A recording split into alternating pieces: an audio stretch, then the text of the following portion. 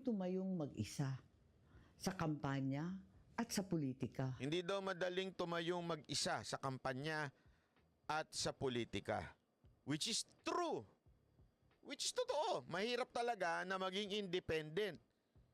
Kaya nga bilib ako doon sa mga independent candidate na hindi nakikinabang sa makinarya ng partido o di kaya ng administrasyon, especially ng administrasyon. Ngunit yan ang pamana ng matanda sa akin.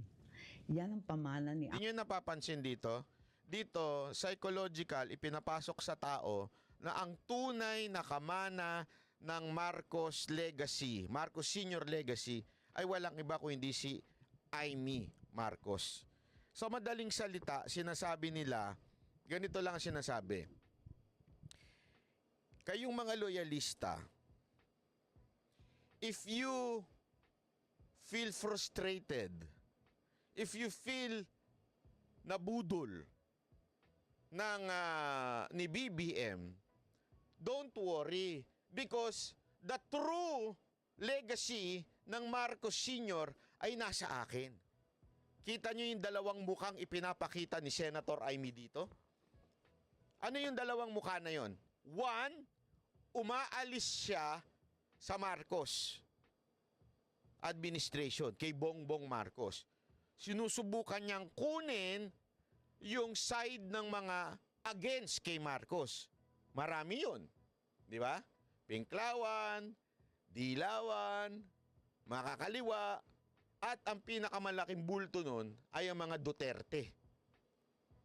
So, sa pag-alis niya, quote-unquote, dito sa kanyang kapatid, na si Bongbong Marcos, kinukuha niya yung side nitong mga against kay Bongbong Marcos. Pero, papaano niya kukunin yung side ng may gusto kay Bongbong Marcos?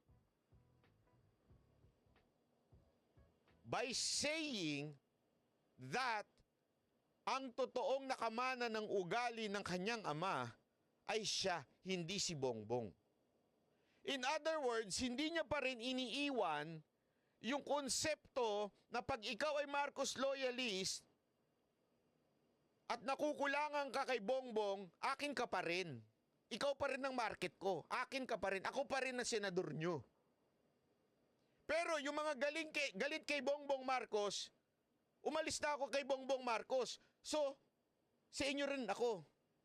Kukunin ko rin kayo. Nakikita ninyo kung paano sinusubukang budulin ni Senator Amy ang taong bayan? Kinukuha niya yung parehong market. Those Marcos loyalists na ayaw umalis kay Marcos because meron silang pantasiya na maganda naman talaga ang dagawa ng mga Marcos, especially yung tatay, kinukuha niya yun by saying, ako talaga, ako ang nakamana sa aking ama. Pero at the same time, kinukuha niya rin yung mga ayaw kay Bongbong Marcos. Kaya, huwag kayo mag-alala, umalis na ako doon. Umalis na ako doon. Kasi nga, mamaya babanggitin niya dito, para yung aking mga kaibigan. Which is ang sinasabi niya doon, mga Duterte, si VP Sara Duterte. Tingnan ninyo ha, kung paano niya baliin yung katotohanan. Pulakay na ginugunita natin ngayon. Minabuti kong manindigan ng mag-isa. Yan. Nanindigan mag-isa. Eto na.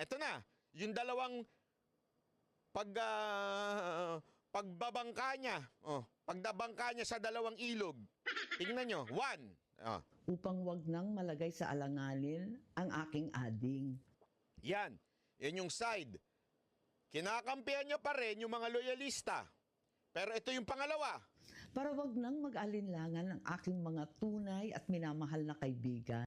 Mga Duterte. BBP Sara Duterte. So she wants both. Pareho gusto niya makuha. Paano niya ginawa? Through this video.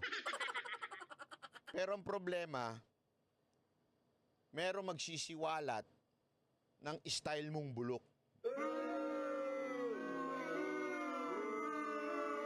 May magsisiwalat ng katotohanan. Kaya ako, bilang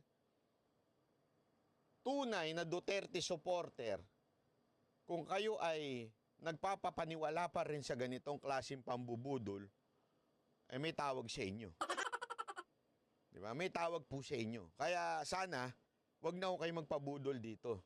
Pinipili ko na lamang manatiling malaya at tapat, hindi sa isang grupo, Oh. kundi sa bawat Pilipino. Naks na po. Bitbit ang aking mga nagawa para sa Naks. bayan nitong nakaraang termino.